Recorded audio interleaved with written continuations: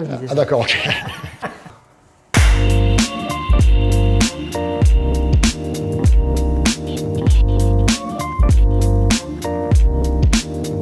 Olivier, merci d'avoir répondu présent à notre invitation. Merci. J'ai une première question à te poser.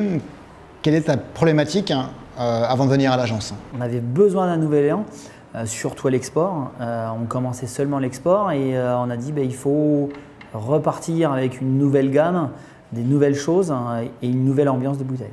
Quelles étaient tes attentes précises? C'était pour Stéphanie et moi, on voulait que la marque soit vraiment mise en avant et surtout on voulait un logo derrière qui clash et que les gens se souviennent de ce logo-là. D'accord. Est-ce que tu te rappelles les étapes fondamentales, les 5-6 grosses étapes par lesquelles vous êtes passé pour arriver à votre nouvelle identité? Donc les premières étapes, ça a été où notre produit se situait en point de vue dégustation. Donc on a fait le panel. Ça nous a mis vraiment un bon coup de pied pour nous dire voilà, ce qu'on fait, c'est bien, c'est pas bien. Un bon éclairage aussi sur votre gamme. Ouais, un très bon éclairage.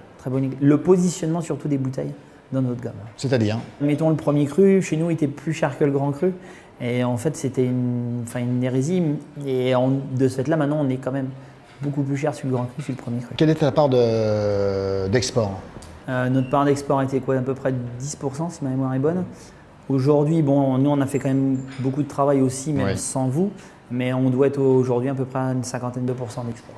C'est ce que tu souhaites? Tu veux encore accélérer ou tu penses que c'est nécessaire? On veut accélérer encore. On veut accélérer. À quel niveau? Au niveau, c'est que dans les 2 ans, on arrive à 70% quasiment.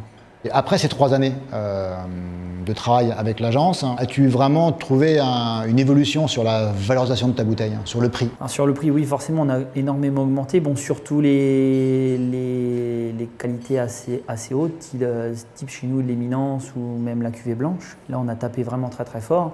Et aujourd'hui, on s'en rend compte sur l'éminence, on a mis quand même, si ma mémoire est bonne, quasiment 10 €. Et aujourd'hui, même d'avoir mis 10 €, on en vend quand même plein. Donc aujourd'hui, je pense qu'en Champagne, on est quand même dans un produit de luxe et il ne faut pas le brader à 13 balles ou 12 balles. Ben, c'est un avis que je partage.